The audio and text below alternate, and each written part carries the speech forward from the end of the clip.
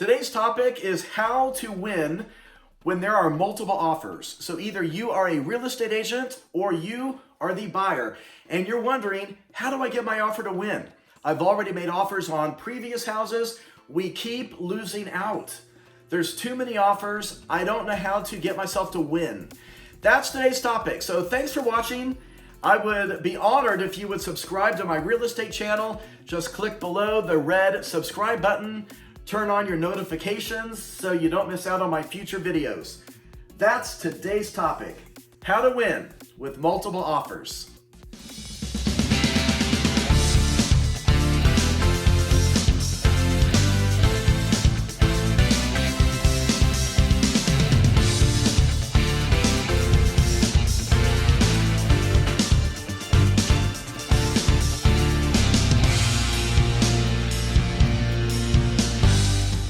So let's talk about how this is going to work. I've been doing this for 24 years, and I'm one of the top agents for many years here in the Midwest. I have a team of agents now, and just last year during COVID in 2020, we closed 144 homes. I am primarily a listing agent most of the time. I still do a lot of buyers, but most of my business are listings, and so I'm on the listing agent side of this. So let's talk about what you can do from the perspective of the listing agent. What do I need on behalf of the seller that's going to get you to win? Number one, and I'll tell you, a lot of this is common sense, but you would still be amazed how many buyer's agents don't even do number one, which is communicate with the listing agent. So you are the buyer's agent. Don't just email over your offer. If it's coming through email or if it's coming through .loop, don't just email it over and assume, oh, I'm going to win. Because a lot of the other buyer's agents are in a lot of communication. There's calling, there's texting me, there's begging and pleading to get their offer to win. You've got to call the listing agent and also text. But you need to ask, what does the seller want? Because it's not always about price. Some people think, I'm going to do the escalation clause. We're going to beat everybody, 500 over the best offer they have. We're going to win. And that does not happen as often as you think. You need to ask by calling the listing agent, what does the seller really want? For example, I have a listing that just came on the market last week, my listing, and I put in the agent comments, what we really want is a closing in early July. We want the first week of July closing. Some of the buyer's agents have called me to discuss what else do they want besides that. One agent in particular who actually won.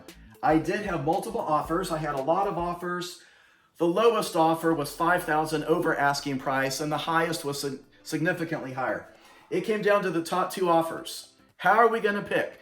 Because they are so similar. So I gave out a deadline. Leading up to that deadline, the number two offer called me and said, what does the seller really want?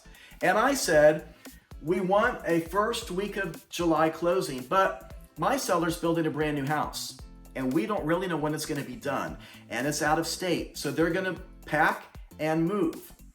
And so after a discussion, what I ended up getting was closing in early July, and they let the seller stay there for 3.5 weeks for free after closing.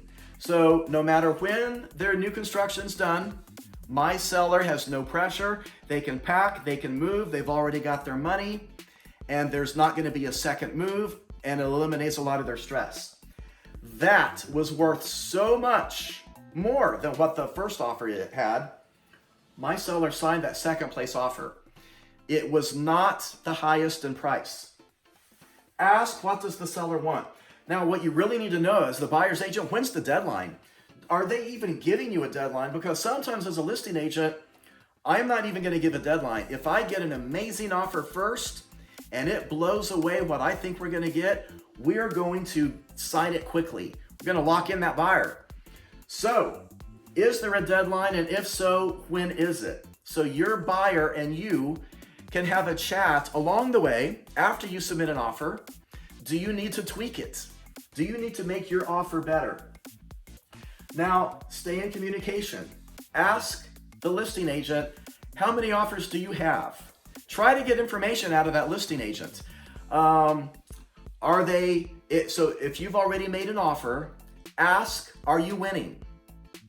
See what you can get out of that listing agent. They'll probably tell you, no, you're actually not. I've got 11 offers, and I'd say right now, yours is probably in 4th place. Now, they're not going to tell you how high they are, but you need to know whatever you can get out of that listing agent. Do you need to tweak your offer, or do you have no chance? Let's go to number 4. So one thing I want to say before we jump into the nuts and bolts of how you can make your offer win, as a listing agent, when I get a lot of different offers, what I want to do is I want to at least respond and say, I received it. Thanks for making the offer. You as a buyer's agent, this is why you need to make sure the listing agent gets your offer, because put yourself in the listing agent's shoes. They're going to get multiple offers on one house. They're going to get them quickly. While they're getting this, they're hearing from all these different agents calling, and I hate to say bugging, and but there's a lot of constant, while I'm on the phone, I'll get 5 or 6 more calls from other agents. Do you have any other offers? I'm about to make an offer, or every single showing time is booked. I've got to get in there. I've got to get a way to get my buyer in there.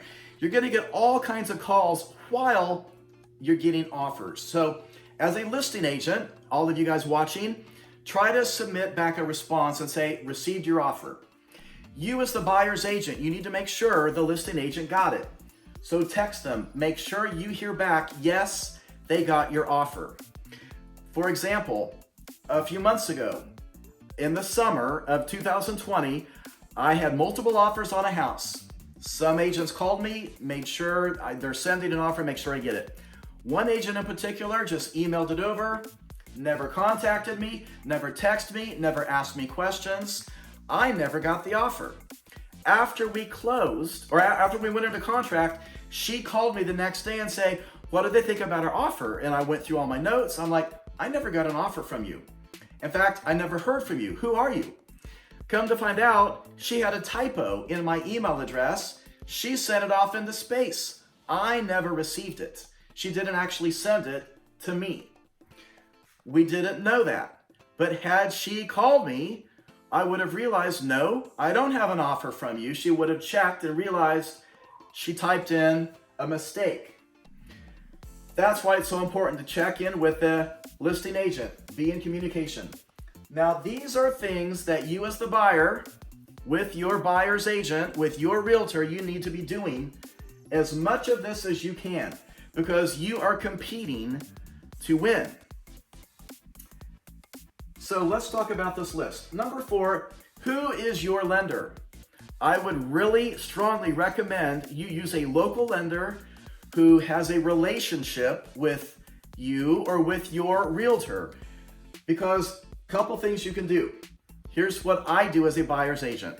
First, I put the pre-approval letter in, I use .loop, I put it in .loop, and I send it with all the other documents. I also email it separately as a second email to the listing agent. I want to make sure that listing agent gets as many emails from me, sees my name as many times as possible. So I send it separately in an additional email, say, here's the pre-approval letter from my buyers. And in that email, I will do what's going to come up on the next screen. And I put together a summary of what my offer is. And in that, I also ask, is there anything else that the seller would like? We can tweak the dates, we can do whatever.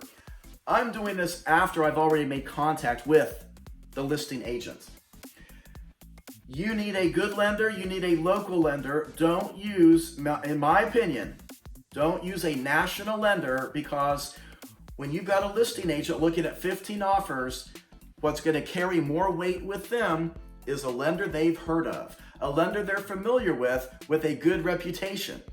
You don't want some national lender in a whole nother part of the country who has no relationship with anybody in this transaction. It may never close. It may not close on time. Who do you call? Do you get a different person? Every time you call that 1-800 number, this will knock out probably a third of those buyers, because the one thing the seller and the listing agent want is the safest deal that's going to close. If you agree to all these terms, keep in mind, pretty much every offer is higher than asking price. They're all good offers. Who has the best chance of having no issues? So keep that in mind when you're sending over your pre-approval letter. And I will say to you buyers, if your realtor is giving you advice and some suggestions to use a local lender, somebody who they're familiar with a good reputation, take their advice. Don't go off of some national lender because you saw a Facebook ad and think that's going to win. Because a lot of times it has nothing to do with price. All of these different things are going to be taken into consideration. Number 5, the closing and the possession dates. This is why you need to ask, what does the seller want? As a buyer, this has nothing to do with you anymore. You're competing against a lot of other offers. You need to do every single thing you can to make the seller happy. Give the seller what they want. If the seller says, I don't care, 30-day closing's fine, then just give them a 30-day closing. If they don't want, let's say this house is vacant, what's their biggest thing they want as a seller? They want to close fast. Don't give them a 45-day closing. If your lender thinks they can do this in 30, give them 30. You as a buyer, that means you need to get all your documents to your lender fast. Taxes, pay stubs, bank statements, everything they need, you've got to get it to the lender fast. You've got to get that appraisal ordered fast. One of the biggest things that you can always do, if you're a buyer looking at a house that's lived in, give them extra time to move out after closing if you are comfortable with this as a buyer. Yes, you own the house at closing, but if it's a house that's really well taken care of, you're probably going to be pretty safe. If it's a junky, nasty, gross house, yeah, I might not want them still living in the house after you own it. But that's something that can swing the offer your direction to be picked. These you might or you might not feel comfortable with, but let's talk about what some of your other offers are probably doing that you're up against. Number 6, let's talk about the as-is addendum. We call it the in its present condition form. Now you as a buyer have just started to squirm. We're going to talk about some things you're not going to like. But remember, the seller has control. This is a situation that's forced on the buyers because of a lack of inventory. That's what a seller's market is. There's not many houses for sale. Too many buyers fighting for very little inventory. That's what a seller's market is, and that gives the sellers control. That means the buyers will do whatever it takes. Things they would never dream of to buy a house. So let's talk about some different options that you as a buyer can do to hopefully get your offer to win. Number 6, as is addendum. It's called the in its present condition form. This says it has a couple of different options on it, but the two most common, you can do all the inspections you want to do, but you're not going to renegotiate. You're not going to ask them to fix anything. You do have the right to cancel the contract if you want, but you're going to take it as is. So that's one option a lot of buyers are doing. But if you really want to help your offer win, another option on the in its present condition form, the as is addendum, is you're going to waive the inspections. You're not going to do them. You're not going to have the right to cancel it. You're not going to have the right to renegotiate for inspections. You can't walk away. You're going to skip the inspections completely. Is that risky? Yeah, it is. For a buyer, that can be risky. So if you're so desperate to buy this house you're looking at, what you need to do while you're in the house looking, you need to walk through it carefully. Spend some time going around the outside. Does this house have rotting windows? Is there any rotting siding? Is there any damage? Look at the roof. Look at the gutters, because you're not coming back. You might not see this house again until you close on it. After you close, then you come back and you're like, oh my gosh, there's water pouring out the bottom of the hot water tank. And the air conditioner is so messed up, is full of rust. All these things would have been caught on an inspection. But if you're comfortable with that, this is something that can swing your offer your way to be signed. If you're going to do that and still do inspections, some buyers are shortening the inspection time frame. Typically, in most cities around the country, you get about 10 days to do inspections. It's usually pre-printed, but you can write in a shorter number of days. So take it down to 5 days or 6 days. Sellers love that. It gets rid of the inspection time frame faster. But if you do that, make sure your inspector can get you squeezed in fast enough. Because if you're going to do a radon test, for example, that's a 2-day test. You've got to get these things speeded up really, really fast in case you win. So call your inspector and make sure they've got some openings to get you in, or you may not be able to do inspections that fast. So that's some things to think about. Now, if you're not already squirming, I think you will be now. You can remove the appraisal contingency. So let's talk about that. Now, by the way, on inspections, if you're doing an FHA loan or a VA loan, you're still going to have a termite inspection done. The lender's going to require that. So you need to make sure you write in, you're still going to do a termite inspection. You can still decide how you want to handle that. If it needs a termite inspection, who's going to pay to have that done? But it's going to have to be treated before closing if it's a FHA or VA loan. Let's talk about the appraisal contingency. So you're going to overpay with 15 other buyers, 15 offers at least on this house. Some of them want this house so bad, they're going to waive the appraisal contingency. Now, if you're getting a loan and not putting a whole lot of money down, like most buyers, the lender still has to do the appraisal. You're not waiving the appraisal, you're waiving the contingency on it, which means in the contract, the house has to appraise for the purchase price. So let's say it's $200,000. You're going to offer $221,000. In case there's other offers at $220,000, maybe you beat them by $1,000. Is that house going to appraise? Probably not. If the house was really worth $221,000, I think the listing agent would have listed it there. So there's risk to the seller and there's risk to you as a buyer. It may not appraise. So what some buyers are doing, if they have a lot of extra money, which most of them don't, that's why they're doing a smaller down payment, but maybe they're going to get access to it. If they need it really bad, they could get it from parents maybe. You can say, if this house does not appraise, I will chip in $5,000 extra down payment to help the seller so they don't have to come down all the way.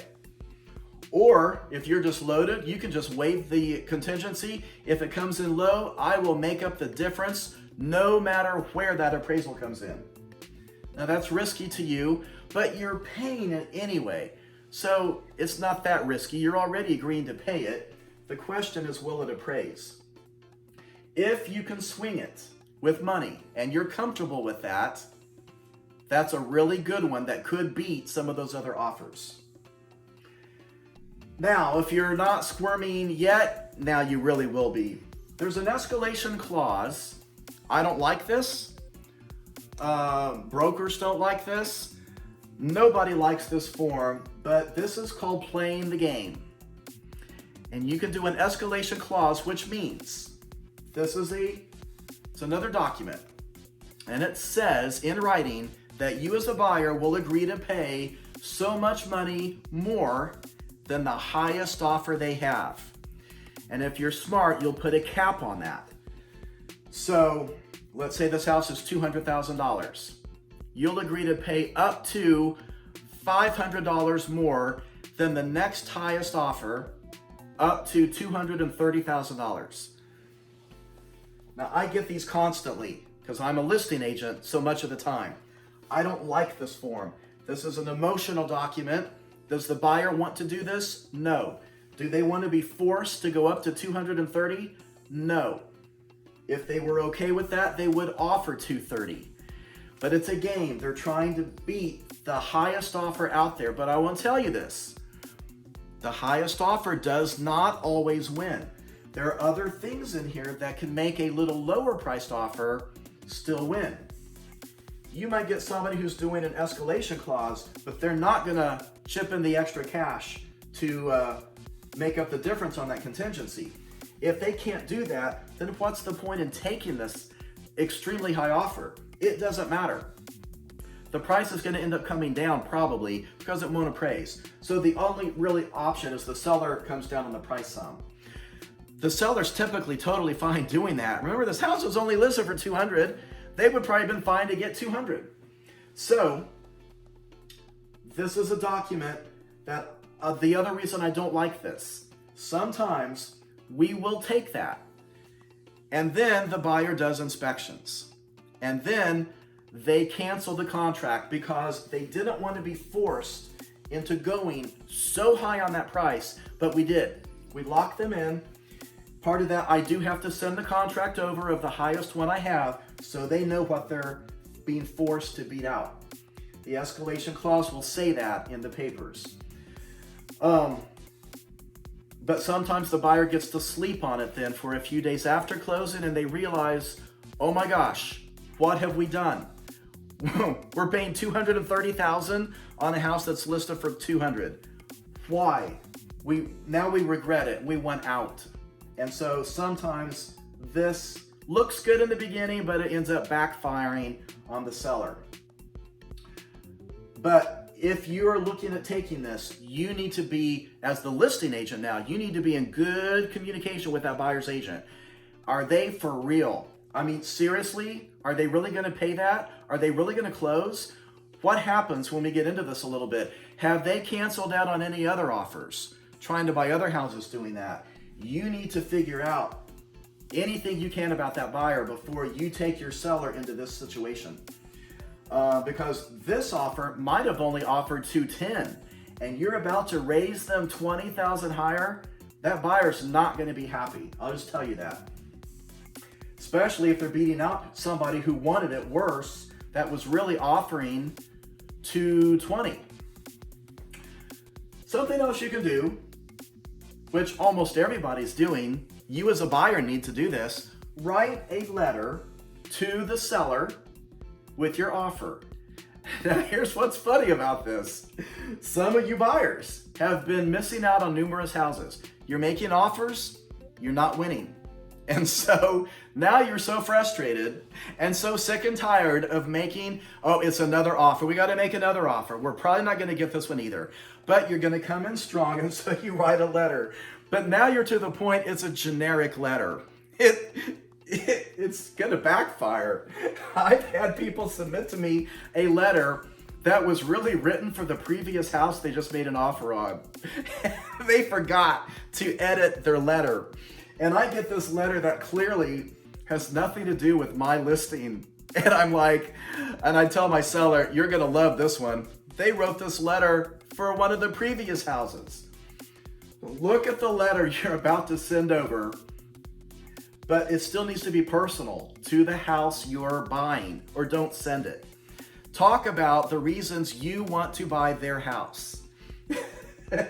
And make sure you read it before you send it.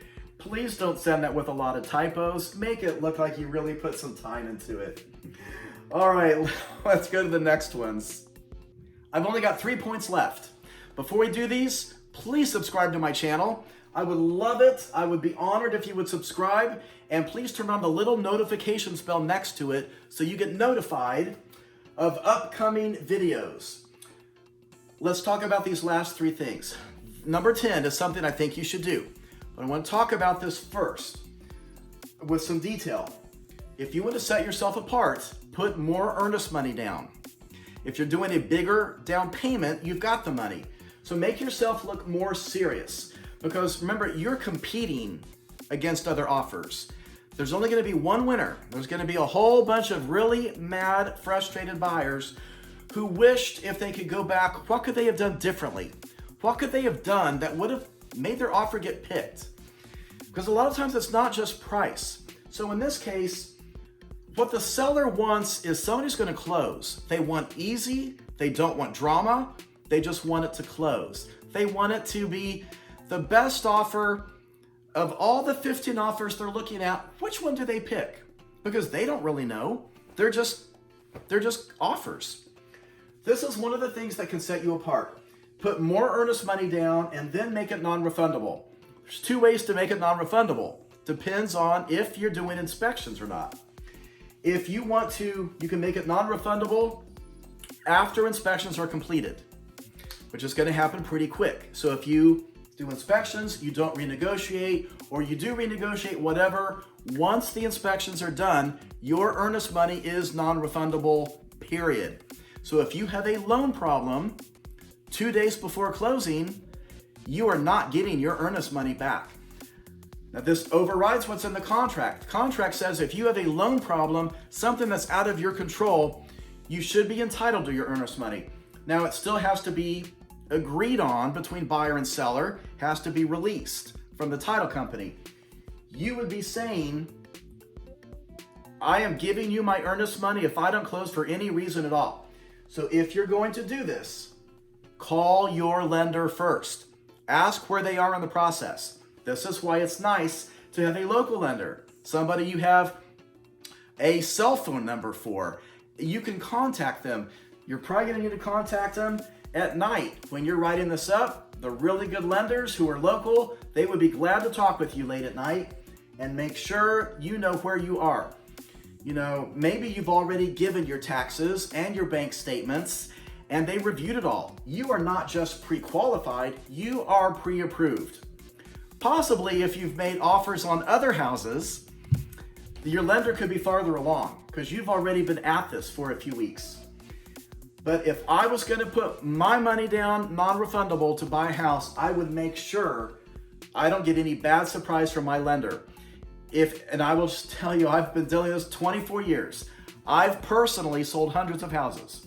Hundreds and hundreds and hundreds of houses personally. I have a team of agents. Their sales combined are also hundreds of houses.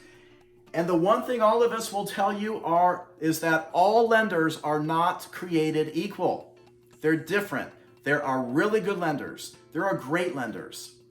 There are lenders who are not good. There are bad lenders. And they're out there. And a lot of those you don't want to be involved with because they may not close. They may not do much with your file. There are lenders who lose your documents. They can't find wherever they put them. They're going to ask you again along the way, I am still waiting for your taxes. I'm still waiting for your last 3 months of checking account statements, when in fact you've already sent it to them. That's the difference between a good lender and a bad lender. Check with your lender before you do this. And if your lender says, oh yeah, you have no problem closing at all, then you could think about making your earnest money non-refundable. That's something that could set you apart. Now, as the buyer's agent, put yourself in the position of the listing agent now.